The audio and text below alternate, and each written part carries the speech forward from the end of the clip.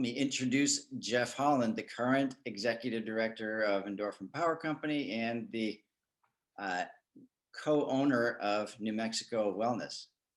Good thing is this is a really exciting project, and a couple of my co-owners are actually on the call with us, Mark Gould and Melanie Doherty. And I'll try and give a little context. Mark is one of my best and dearest friends on the planet, and we spend a lot of time together, and he's in the medical field.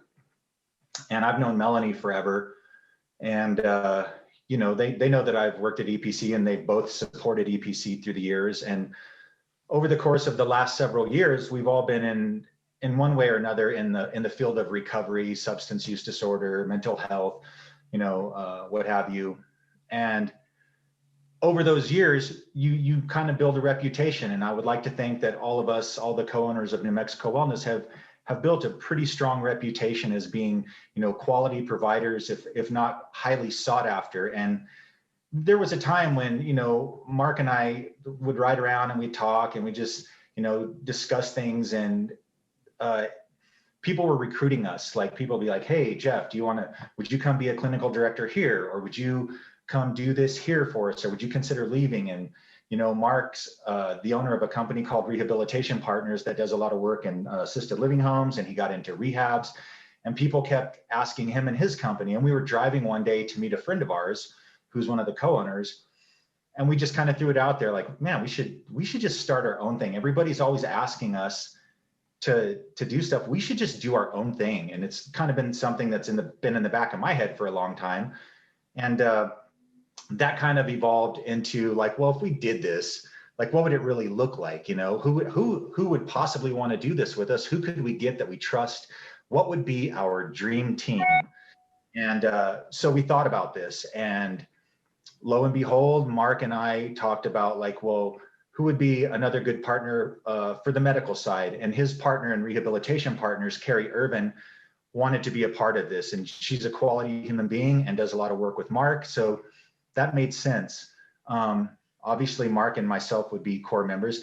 And then Melanie, who's had years of experience in this field, running program and doing admin and HR and policy and procedures, very much a Janice Mancuso type person, who's also a dear friend with a very high quality character.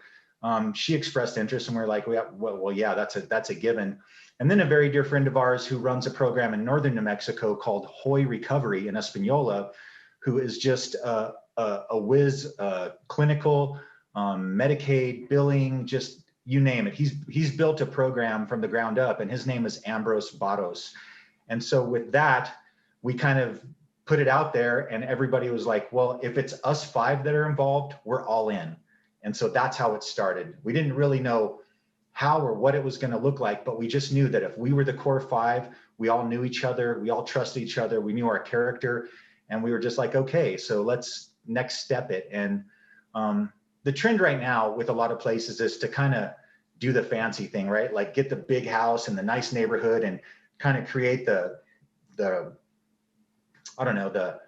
recovery, not in a disparaging term, but like a recovery frat house type thing where everybody's all cozy and lovey and there's 20 of us in front of the fireplace. And so we're like, we should look for a house. We should try and find a house that's suitable for our needs, and let's just try and go from there. And so we started on the hunt, and we found a lot of houses. We found a lot of beautiful big houses.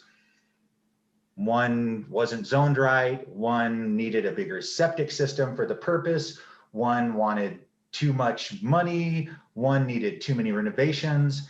And this went on for months and months and months. And I'm going to say it probably went on for the better part of a year, like 9 months, right? Mark, nod, yeah, about 9 months.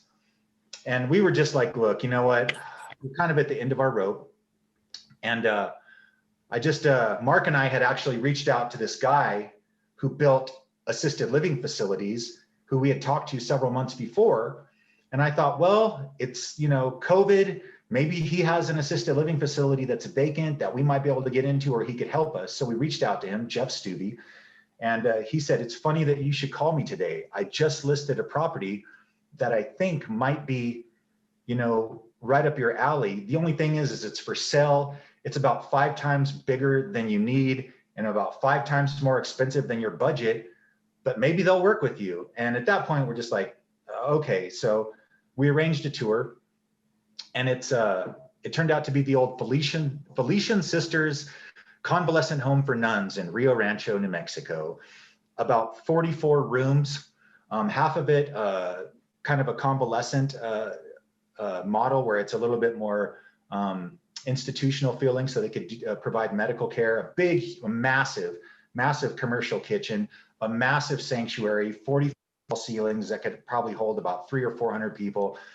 And we toured it, and it was like, it's as turnkey ready as it could be without building it ourselves. But I mean, way out of our price range, way too big, just way overkill. And so I was just like, this would be perfect. What square footage were you talking? Total square footage is about 55,000 square feet. Wow. And I think that's about right. Can I, so were you already incorporated as a group at that point, or was this if we find a structure, then we'll incorporate?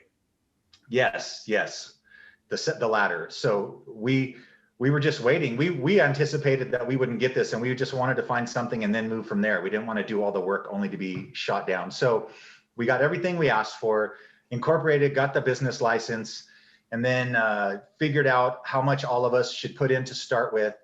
And that's what we did. We just, Melanie took charge, right? Because this is kind of like what she does. And so we got the money, got the bank account, got the business.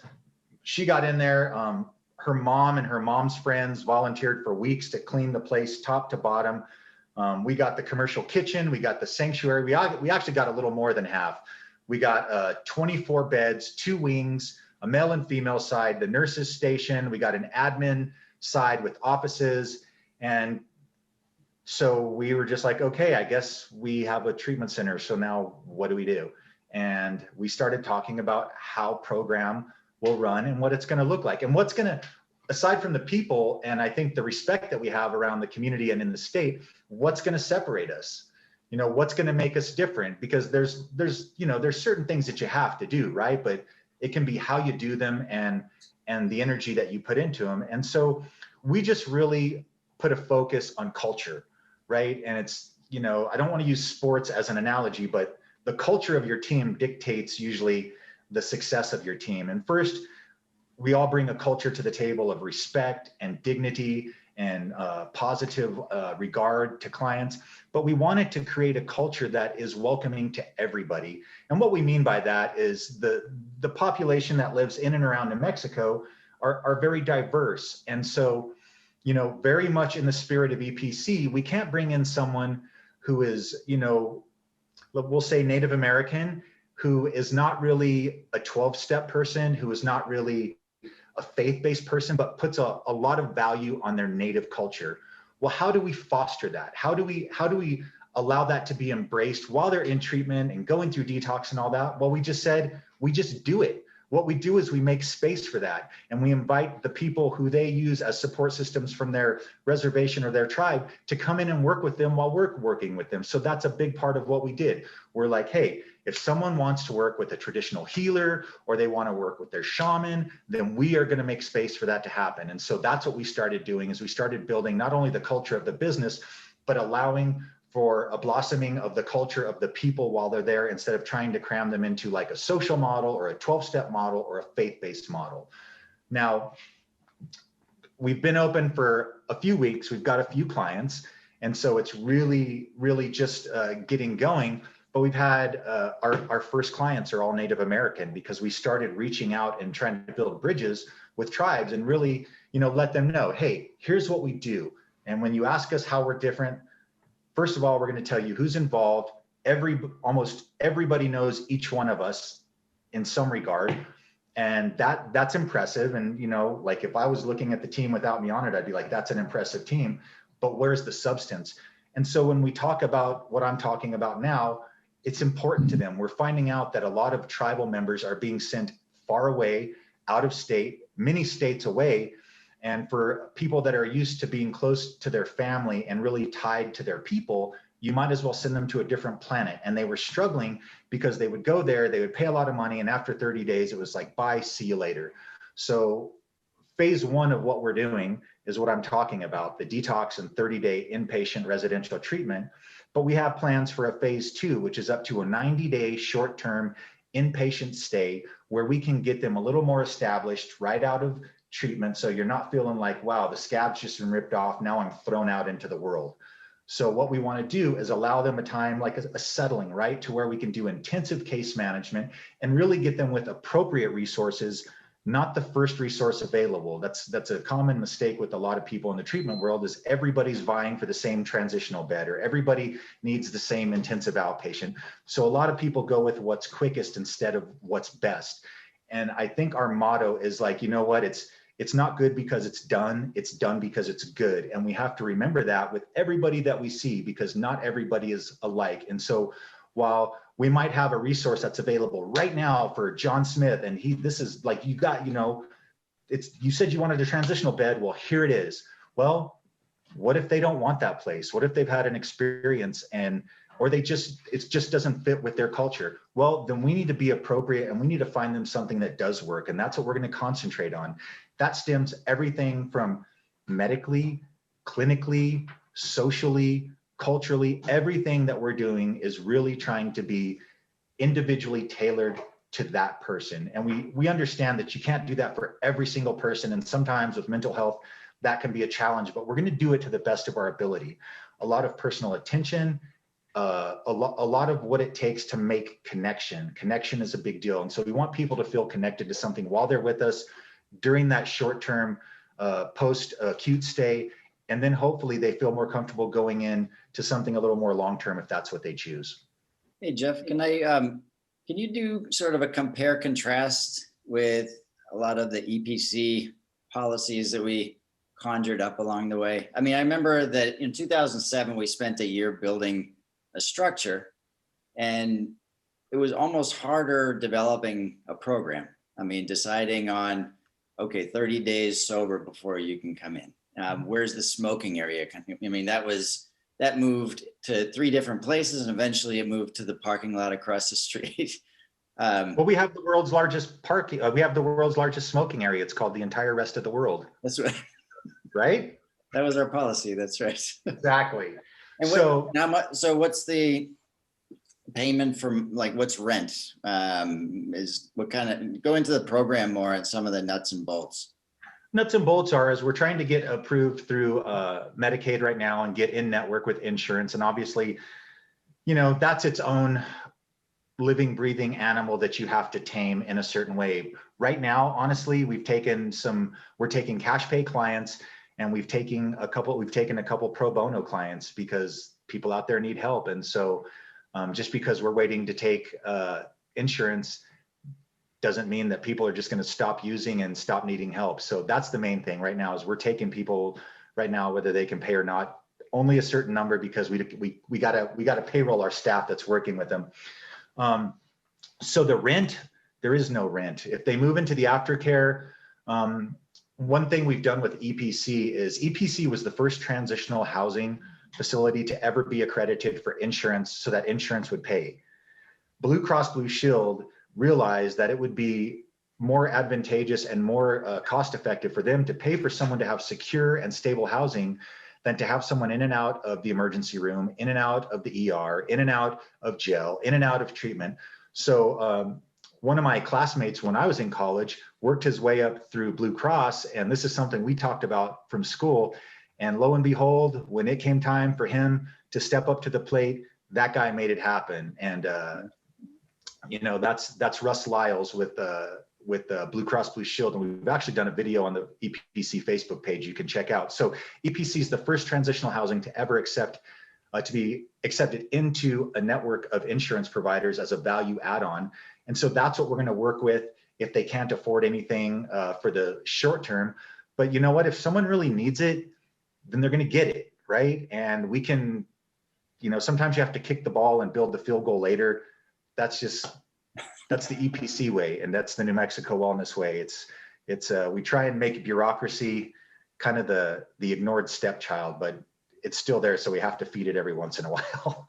Yeah. And so some of the things with EPC, right? Non-denominational, we're non-denominational. Hey, if you want 12-step, we're going to get it for you. If you want faith-based, we're going to make sure that's offered. If you want, you know, a curandero or curandera, you know, New Mexico style, we're going to get it for you. Nobody appreciates a 2 buffet dinner. So we're going to try and make the buffet a lot more palatable with a lot more choices so everybody can eat at the table. I think that's one of the things I appreciated most about EPC. And full disclosure, I got clean in 12-step, but I realized that, you know, just because I got clean in 12-step doesn't mean everybody's going to find it there. So we've got to be open for different ideas, different philosophies, different ways of thinking. And that's what this whole team is about. Everybody here is open in that way.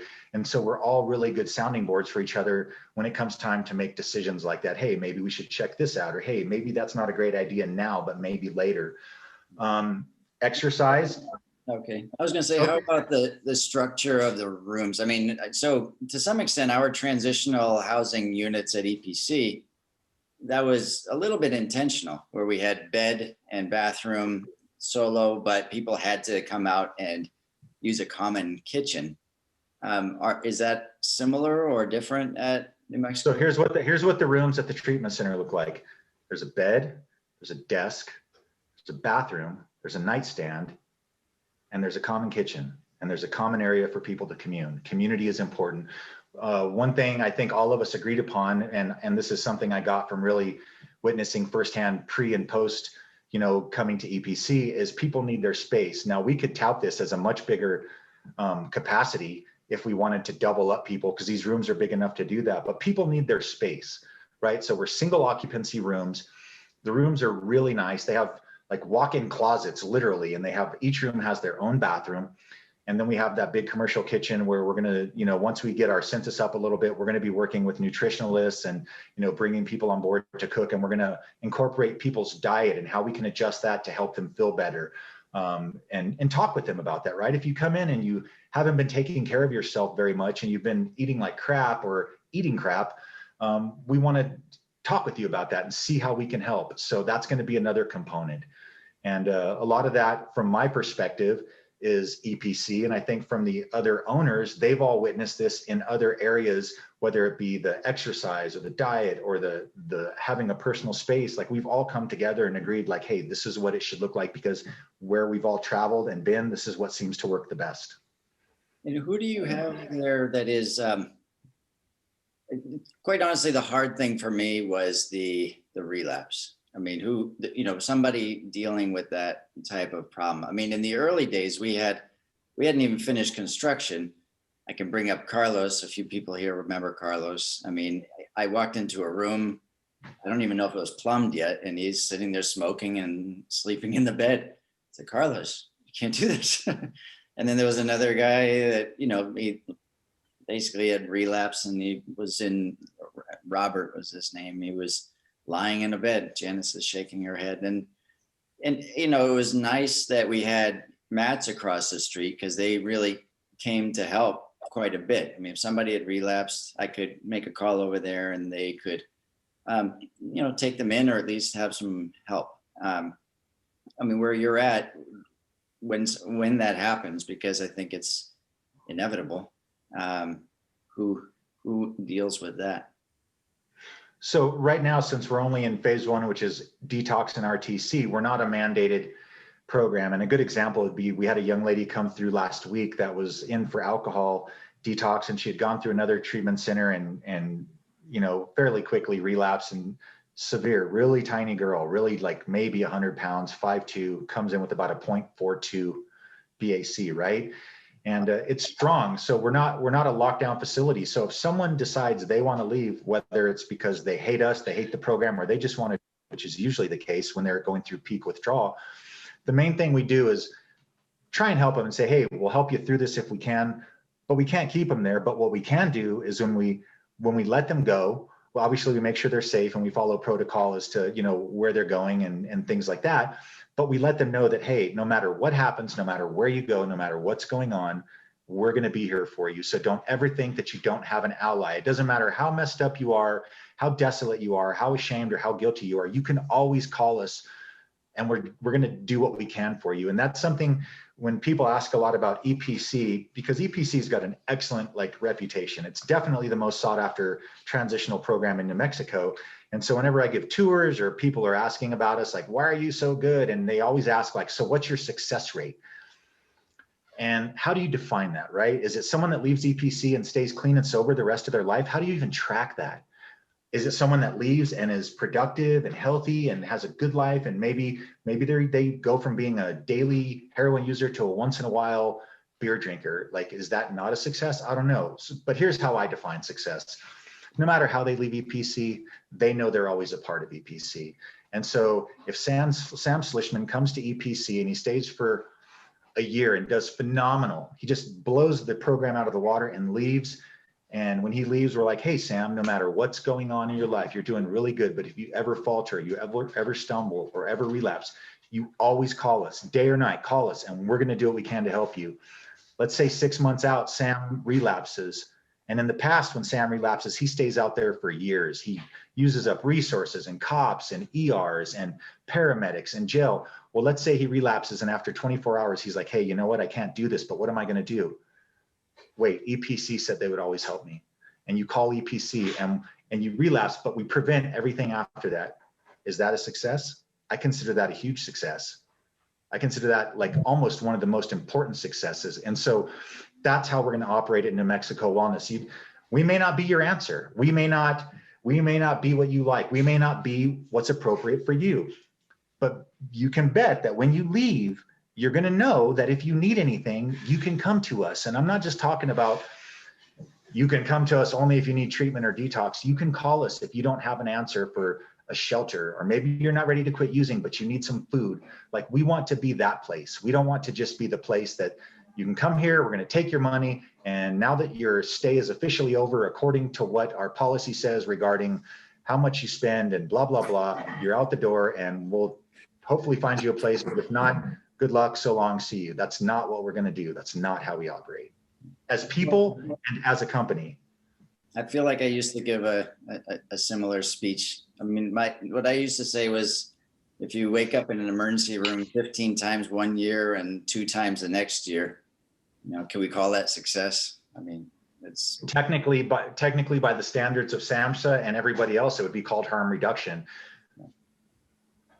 And harm reduction is pretty significant. And so where do you all land on the tolerance for methadone, Suboxone, that sort of thing? Is there any medical component or? Yeah. That's the one thing I'm actually most proud of. And Mark and I have talked about this a lot. And Sam, you and I have talked about this a lot in the past, and we know each other's feelings. And I won't go into the personal part.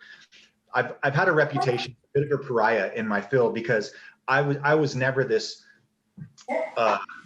overarching methadone cheerleader. I was never someone that said, if you're on opiates, just get on methadone and use it forever, right? I think there's too much irresponsible prescribing, and that's my own opinion.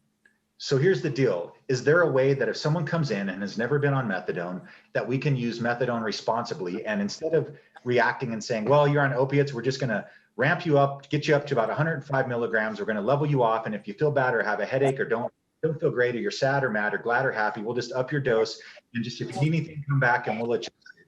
What if we use methadone in a way to where we ramp it up a little bit and ramp it down really quickly, to where maybe in 10 or 14 days, we have you through detox using that and you're off of everything, right? To me, that's responsible. That would be a first step. Instead of going all the way to 11 and turning it up and just saying, hey, get on methadone and stay on it as long as you need. I think if you ask most addicts or alcoholics trying to quit using, would you rather keep using? Would you rather get on something like Subutex or Suboxone or methadone for the rest of your life? Or if you had a choice, would you be off everything? I feel confident that over 90% of them would say, look, I would rather be off everything for my entire life. And if you're truly a client-centered program, if you're truly patient-first, solution-focused, then that's your goal. You're ethically obligated to do that. If their goal is to be off everything, then your goal is to make that your first priority. And if that doesn't work, then explore something else. So we're going to try and be ethical in the way that we treat things. And if that means, hey, the first thing we're going to do is get you through detox, and we might use a little Suboxone or a little Methadone for 10 or 14 days to get you through the rough patch, then that's what we'll do. But our solution is never going to be go to that for a lifetime of dependence. Yeah, I remember, I vividly remember watching government TV there in Albuquerque and seeing somebody stand up and equating diabetes and opiate addiction as essentially a sell for methadone, and it really irked me at the time. Anyway, yeah, we can dig deep into methadone, Suboxone. I think we've done that a few times before, but that's a challenge, I think, for every center like yours. Well, there's a lot of, I'm not talking poorly about anybody, but the fact is, a lot of people do that.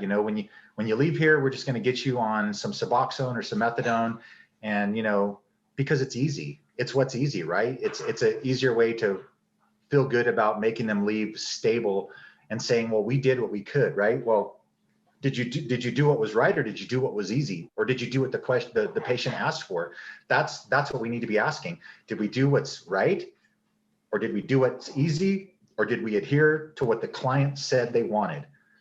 The client's wants and the client's needs should come first. Ethically, as a clinician, that's my goal, right? Client-centered, solution-focused. If the client doesn't know his life better than anybody, then who does? So who am I to tell him, hey, I don't think you should try this first? If they ask, I could say maybe that's not what I would do, but I'm not you. So if that's what you want to try, then I want to help you try and accomplish that.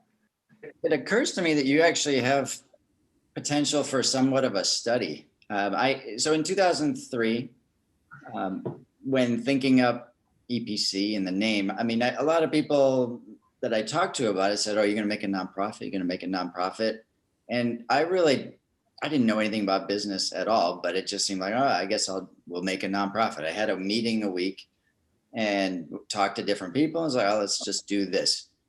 And that leads you down a certain path. People can donate, they get their taxes to, a little bit less tax deductibility. And you have to do this 990 every year. And now you're going to basically be a company. And what are you, an S Corp, C Corp? What's the structure? Yeah, we're incorporated, and yeah. So we've talked about this. We've talked about this, and like not being a nonprofit. Well, we can't take donations, and I don't subscribe to that. We can take donations, and as a matter of fact, now we're trying to do a scholarship fund because it's backwards with insurance. You have to operate for a certain amount of months and show your programming and efficacy before you can get in the Medicaid portal, right? And so here we are for the next 6 months, scraping, like burning through our initial investment, trying to prove that we're worthy of being able to bill Medicaid. Well, you know what? Again, addiction doesn't stop. Mental health doesn't stop. So, we're trying to work with people like, hey, how can we get a scholarship fund just to bring some people in here, even if we can use it just a little bit to offset some of the costs for food, for paying our contractors, for paying the utilities, all that stuff costs money. And so we're absolutely going to do that. And another part of EPC that, on my part, and I think I speak for all the owners when I say this, is we wanted to be very community oriented, right? So we've already reached out to community organizations saying, hey, look, we've got this huge kitchen. It's almost too big for what we need right now, but it's not too big to create a bunch of meals to go out and feed the homeless. If there's a need, then we've got a resource. And so how do we put resource to fulfill need? And so that's what we're going to do. It's like, it can't just all be about money and the meat grinder. It's not right, it's not fair, and it's not appropriate. And so we're trying to, I would say we've got the nonprofit mentality, but we are a for-profit business. And I'm not saying anything negative about it being for-profit. In fact, where I was going to with it was that you actually, if you set it up early, you may actually be able to study these two different modalities. You could have a nonprofit doing treatments that are similar to the for-profit, and then in a decade be able to compare those two, which has more impact, what's more, sustainable. Quite honestly, I'm curious about the sustainability of EPC when Jeff Holland moves to his next venture. And so, it'll be interesting to see. Yeah. Well, I think, you know, when that day comes, that hopefully somebody who's smart finds somebody who's a little quirky, maybe a little off the wall with some big dreams and some big ideas and a lot of energy and a little bit of skill, but can be kind of groomed into just like I was, right? You think Janice met me and thought, oh my God, this guy's Elon Musk in the making. That's what she said to me. You probably thought, I'm not sure if I should have my office across from him because didn't he just get out of prison? No. She said that No, too. but So yeah, she said that. you gotta have vision, right? And that's what's always made EPC successful. That's the spirit that all of these partners bring from all their different backgrounds that are very similar. Like it's a very non-profity feeling, but it's a for-profit business because you just kind of have to be in this field. I think every company, there are phases when one brain is best at that phase, then another brain is good at another. I mean, for me, I'm the normie and I like building things. And I really did not know anything about the underbelly of substance dependence. I mean, for me with EPC, it was more like, this is an absurd system that I'm working with in the emergency department. Let's try something better. Let's talk to everybody we can find. And then we built structures. Then program development, somebody who could spell check like Janice and write things like Janice and make a nice looking document and really do a lot of the hard lifting that I didn't know how to do. And then having somebody like yourself who really just understands the problem at the core. I don't know if I came into the middle. How does this work? You have people there now. I mean, what's the structure? I mean, do you have to all commit that you're not going to use? Is it transitional? Is it detox? What are you doing and how are you going to make your money? I mean, do you have a certain number? What are they paying per month? I'm just curious how it's all going to work. Yeah, so right now it's an inpatient residential treatment center and detox. So it's structured around a 30-day model that we've seen like at Turquoise Lodge and places like that. So we would be like step one, right? Get them in, get them healthy, get the detox out and just really start working with them in programming. So, you know, we have yoga and we have drum circles and we have art classes and we have traditional, you know, communication and relapse prevention and all that. If they go into, once phase 2 comes off the ground, it'll probably be a little bit more along the lines of even a more structured EPC program, because they'll all be living on site at the other end of the facility, which is like another wing. It's shaped like a figure 8, and we have the western part and the eastern part would be the transitional facility. So, you know, with the rehab and detox part, you have to take what the insurance pays. And so that's why it's important to get in network, because at least you're getting paid something. Insurance wise, like I say, you just get what you get. And so if you're dealing with Press or Medicaid or, you know, Blue Cross or whatever, it's just what they allow. Is there more need right now than ever? I mean, like if it was, so you've got people that just want to get in there. I mean, what's going to be the limiting factor, that they can't afford it? I mean, it sounds like you've put together this incredible team, like you said. So like, is it just for New Mexico or can people come from other places? Other places. And just like EPC, I anticipate that's going to happen. The way I envision it is spiraling out. It's going to be Albuquerque area, and then it's going to be surrounding areas, and then it's going to be Arizona, Utah, Colorado, Texas, and then we're going to be a place that people want to come to. And that's really what's happened with EPC. We've taken people from Vermont and Oregon and California and Texas and Utah and Montana, like everywhere. People have just heard about us and they're like, I was stumbling across and I heard this. And so that's what we anticipate this being. It's just going to grow into that. And so for people with no money, that's why we need to have a scholarship fund. And once we're up and running, I think we'll be able to kind of support that through what we're making. As far as the need goes, if we could take insurance and Medicaid right now, I could fill up all the beds tomorrow. Like I could fill up all 22 beds, and, you know, the next day, if we had the money, we could fill up the other 24 beds. Hey, Jeff, where is it in relation to jobs and that sort of thing. One of the nice things with EPC is it's on pretty close bus routes. I mean, people can work, in different parts of town. Is it kind of rural, or what's it like? It's just north of Intel inside Rio Rancho. So for inpatient, that's really not important. But for the transitional part, the hope is that if you want to work in Albuquerque, then we're gonna help you find a job in Albuquerque, and we're gonna give you a free bus pass, or if you don't have a car, get you on the rail runner or something. We're gonna work with people. I mean, I know Rio Rancho is not convenient for everybody, and if you move into our phase 2 of transitional living, that's just something we're going to have to talk about. And that might be one of those things where we're like, hey, it's really important for you to be in this area. And although we'd love for you to be a part of our program, it sounds like we might need to find something that's a better fit for you. And instead of saying, well, we just need to keep this person because they have the ability to pay, we have to say what's best for the person. And then case manage them appropriately, because if it's important for them to be near grandma at San Mateo and Lomas, then that's where they need to be.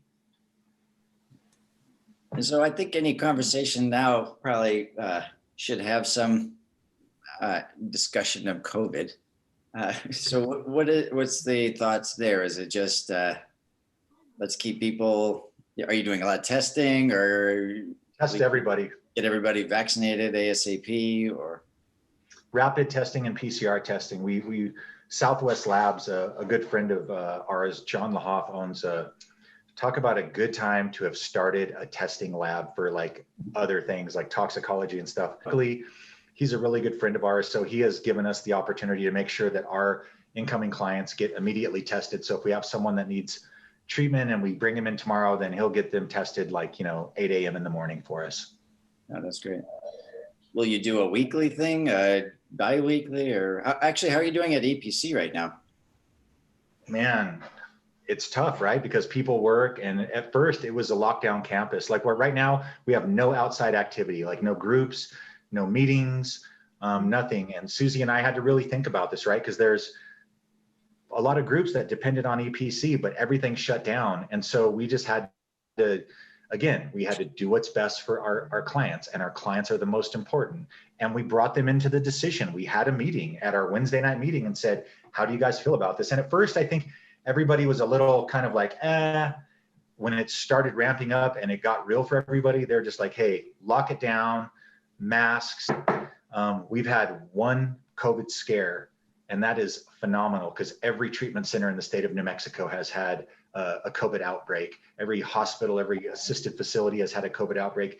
And we had one that was it wasn't a false positive, but it was someone that contracted COVID, and they found out much later. So they were at the tail end. But as soon as we brought them in, we didn't even know this yet. We quarantined them for 10 days. Wow. Yeah. And so we're still a lockdown campus, even though things are starting to open up a little bit. All the residents have gotten on board. Everybody, for the most part, is masked up. And a lot of times they'll remind me if I'm not masked up.